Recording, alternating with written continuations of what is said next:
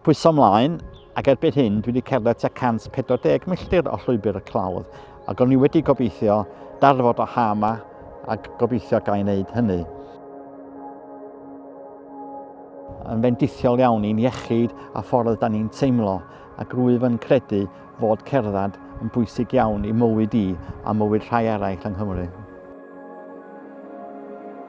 Clawdd Offa'n lwybr bendigedig, mae'n llawn hanes a diwylliant a byd natur o'ch cwmpas chi. Mae'n rhywbeth gwahanol o gwmpas bob cornel.